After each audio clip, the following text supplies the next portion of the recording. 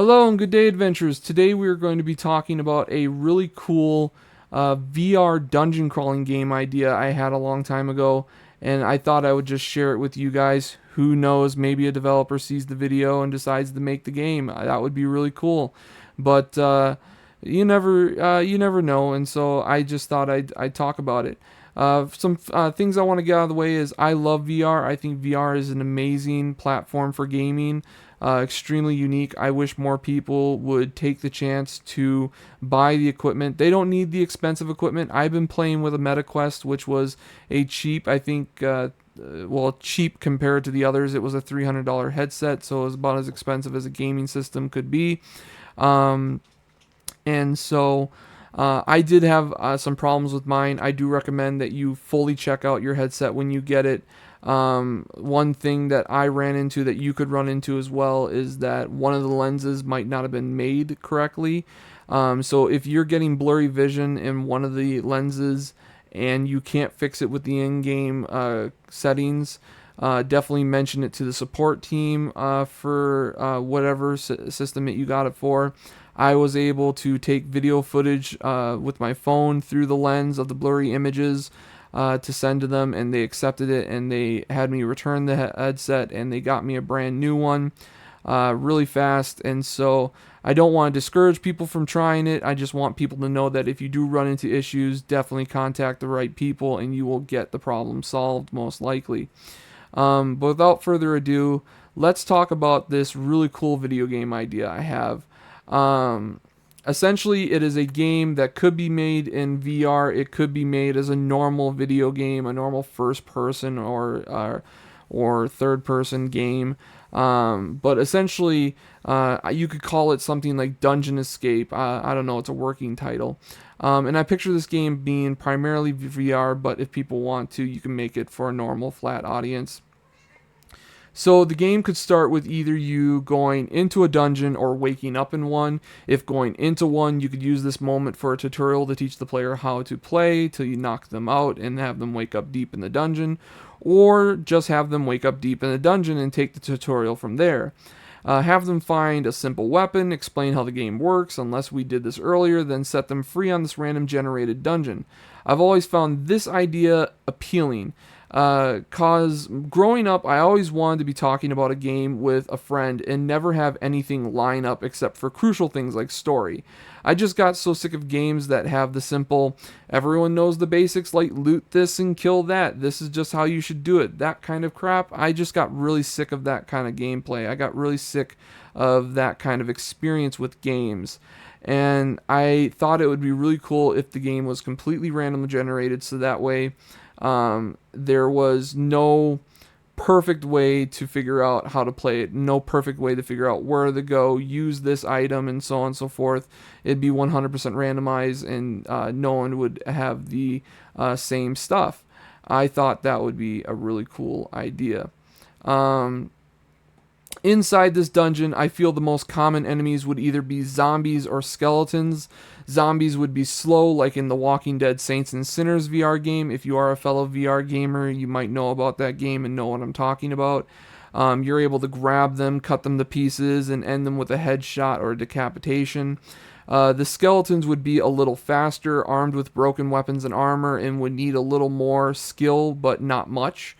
I picture you being able to run up and grab arms or legs and rip them off their bodies as long as you avoided or blocked their attacks and find an opening.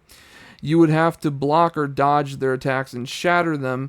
If you split them in two from the waist, depending on which side, the top or bottom, is less damage, that side would still be animated. If legs were the best condition, the legs waist down would run around and kick you till you break a leg. Break one of their legs specifically. If the top is in better condition, it would crawl after you, slashing you with whatever it still wields. I feel later on you would start running into enemies like large insects, slimes, large rodents, and unique monsters for special fights. Things like an infamous monster from the tabletop role plays called a rust monster, I think would be a really cool addition to this game. This is a large insect that eats and destroys metal and could be a fun creature to avoid or fight in this dungeon. Things like trying to cut its antennas off because they are what causes the metal to rust. And then after defeating this creature, if you're able to, again, if your weapons were to be destroyed or if you don't want to risk them, you could try taking the creature on with your hand, yanking at the antenna, or just bashing it with your fists.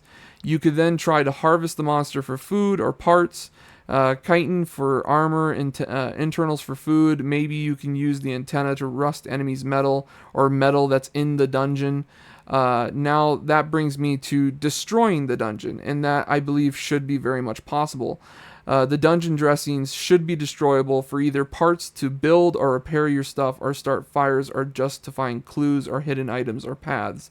I feel this game should also be part locked room kind of scenarios, where you need to find tools and you need to solve puzzles to get to the next areas or to escape a creature or something like that. And I think it'd be really cool if you could destroy dungeon dressings like tables and curtains or picture frames, or tea sets, and using items to make things like weapons to replace weapon parts, and to essentially craft unique items to help you survive the dungeon more. Now, I mentioned repairing gear. Like The Walking Dead Saints and Sinners, I feel your items will have a durability. But don't start in with the hate comments, because unlike Saints and Sinners, zero durability in this game won't break your weapons, making them unusable. At least not all of them. Instead, for weapons like daggers and swords and other bladed weapons, I feel that they would start to chip and dull if covered in blood and guts, and will dull faster, and they will, at zero durability, be very inefficient, meaning they will be like swinging heavy sticks. Not completely useless, in fact, still usable as a bludgeoning weapon at this point, but no longer able to pierce or slash or sever effectively. Stabbing would, I feel, still need some effort, but it would still be doable. But cutting things without straight up hacking over and over again, that is until you take the time to sharpen, clean, or oil the blades. And if the weapons start to rust, which can happen if never cleaned or if affected by the rust monster, then they would be at risk of breaking on hit. But I feel like you would still be able to get pieces back to help you build another weapon. Hammers and maces would be on wooden shafts, but some rare maces can end up on metal shafts. The reason for this is because wooden shaft weapons could break like a rusted weapon, but should be easily replaceable. Shafts are easy to craft and find, and easier in general to replace, so this isn't too bad. But what you would be able to salvage from these broken weapons, as I picture whenever a weapon would break, parts or materials would fall to the ground, that if you can find the time to pick them up, you could get things back. For weapons like maces, hammers, and axes, you could salvage the weapon's head and be able to affix it to another shaft, but the swords and daggers, you would just get scraps. Axes, I feel, would be the strongest weapons as they are. Swords, spotlight is over. They get too much rep. They don't deserve it. Now, unlike swords and daggers, maces and hammers won't need sharpening, but you still need to be cleaned depending on what the head's material was. But axes would need to be kept sharpened, because if it dulls, it's still an effective mace or hammer, which is better than a sword, which is at best can become a heavy stick when dulled. But I do believe it. I do believe that the sword's time is over. I think that the sword has gotten way too much attention over the years. It's been the go-to weapon for everything. The sword was the equivalent of a sidearm in the Middle Ages, to my understanding. It was not your go-to weapon to kill people. The spear was a better go-to weapon to kill people than the sword. And so I feel the axe deserves some rightful attention, because axes were very powerful, heavy-hitting weapons that could deal some serious damage when swung. Alright, bows would have high durability, because bows are not fragile. But if you start using it as a melee weapon, it will lose durability fast. Arrows, on the other hand, can break after shots, so retrieving them might be hard, and you might have to make more, but you don't need feathers. Feathers just allow arrows to fly farther more accurately, but without them, they still allow you to shoot effectively close quarters, say 5 to 10 feet, And we're in a dungeon, so you're not going to be making long range sniper shots with the bow anyways. It's just going to be a good weapon for keeping things at bay without you getting really close. If you get really good at taking shots, you can take things out relatively fast. But essentially, the feathers just make it so that way you're able to effectively shoot close quarters, say 5 to 10 feet, but without that, the arrow has a chance to turn sideways or miss completely after that range. But again, if the bow breaks, maybe it was the string and you only need to replace that, or maybe it was the wood and you only got to replace that. These things are possibly replaceable, can be made from other materials, and it's easy to replace a bow, and it shouldn't be a complete loss. Now, other creatures could be things like hard to hit flying bats, fast moving giant rats, slimes. Slimes could be traps hiding above to land on you, and you need to struggle your way and find a way to remove it, either removing your armor or find a way to burn it or wash it off using your own water, all while the slime is slowly eating you, dealing damage to you and your gear. Cubes of slimes could be obstacles in your way, slowly moving, chasing you, deadly but slow, and large or stealthy and surprising. Other creatures could be stuff like large gators that you can run around, clamp their jaws shut, maybe use your bow to keep it shut while you slash at it with your weapons. Now, a mode that could be turned off is gator death rolls. If on, while grappling a gator, it will spin, aka the player will spin with it, and while off, the gator will just thrash about. While doing that, it damages the player. This is just a cool idea in case players really want to get into their characters, into their games, and really experience what it's like to try and deal with a gator. Now, with all these creatures, some can be harvested for food and gear. Things like zombies and skeletons would have gear that was on them when they died, just like a random dead bodies that you could find. Or you could take their limbs and heads and make fragile clubs or club pieces. Or maybe you sharpen a bone into a fragile punching dagger. Now, the living creatures you kill, maybe you can carve out meat or food and cook later on either a metal pan you find or on a blade that you put over the fire. Maybe you keep an axe head on you purely for cooking on. Maybe you found a metal tray or a plate in a room and stuff like that. Now food and water wouldn't be needed. If you eat and drink, you would boost your stats and make yourself stronger. I feel this kind of system is better received than punishments for not doing these things that people usually don't like. I, for one, am one of the people that don't like punishments for not eating and drinking. I think it's silly. I think instead there should be bonuses to eating and drinking, because realistically, you're going to eat, you're going to drink, you're eventually going to eat, you're going to eventually drink. You're not going to frickin' die for going 5 minutes without a meal. I never liked those systems. I always thought that they were stupid. But I played a game called Valheim once. And in Valheim, they didn't punish you for not eating.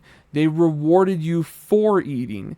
And I always thought that this system was better received, that you should have low stats for not eating, but that should be your normal. You should be used to that because you started out that way, and that you get bonuses and get used to having bonuses for eating, and then you get these expectations to try and want to eat. You're more motivated to eat because you get stuff instead of lose stuff. It's more of a motivation than a fear. Speaking of cooking and maintaining weapons and armor or crafting crude ones, I feel there would also be the ability to craft potions or bombs from materials you find in the rooms or from things you get from the creatures. And how people would know to use these things is based on your journal. I feel the journal will be a big thing for the player. Your journal is where you would spend your XP on new recipes, increasing your health, increasing your damage, or decreasing the time it takes for you to read scrolls. Scrolls are spells. Instead of giving the player spells to learn and possibly giving them too much power or another resource to manage, they instead can find powerful scrolls that take time to read while being held, kind of like a countdown to a cast or a charge up to cast, but every spell should be highly effective or desirable and useful, but rare. And leveling up your ability to read them faster will speed that up, allowing you to get the spell casted off and reduce the amount of time you're vulnerable reading it. The last thing I can currently think of that you could level up is loot finding system. This won't increase loot, but it will at first cause valuables to have a slight sheen, and the more you level it up, the brighter that sheen gets, making finding valuable items when you're out and about in a dungeon, which in VR can be difficult, especially if you have a completely interactive dungeon dressing system. I feel like it would be very hard to identify what you can and cannot touch and what is and is not valuable. So there should be a slight sheen to things that are valuable, things that you should be picking up. But yeah. Now, enough with the leveling. The last thing is the dungeon itself. I picture the dungeon would be random generated and it would go up and down, and each floor would be random in size. The clear way out was not clear. Just because you went up doesn't mean it was out, but I feel there would be a few ways out so that way the dungeon isn't impossible or too difficult. In fact, I think it would be really cool that after you escape, you get to see a 3D map of the dungeon and the other exits you could have taken. I feel maybe the dungeon would send you up or down just to go back down or back up. To get through, which is where the secret paths would come in, allowing you to skip these parts, but also skip all the possible resources as well. And all throughout the dungeon, I feel there would be a little lore dumps on the creator of the dungeon, random notes and journals explaining the madman who made the dungeon, and this would be the story to the game. Now, maybe we add some NPCs also trapped in, or trying to escape that are never in a position to join the player. Maybe even add a mysterious merchant that appears on random floors that will take what gold the player has found for items of value like actual weapons, real food, potions, and scrolls. Now, to get through the dungeon, I feel there would be plenty of puzzles, puzzle chests, puzzle doors. Progressing could be a mix of combat, stealth, and escape rooms. Maybe even make some combat puzzles themselves, or having to use the unique creatures on that floor to open secret paths, stuff like that. And that is pretty much my idea for a unique dungeon crawling VR game. If you have any more ideas of some really cool stuff that could be added to this idea, some other things that you would like to see in a VR dungeon crawling game, go ahead and let me know in the comments. If you think something I mentioned here just doesn't fit and isn't right, let me know in the comments. Hell, talk to me at one of my live streams. I'd love to talk about anything, any one of these videos that I've made. I'd love to talk about it and talk with you and have an interesting conversation. But in the meantime, I hope that you guys enjoyed the video, and I hope that you have a safe adventure.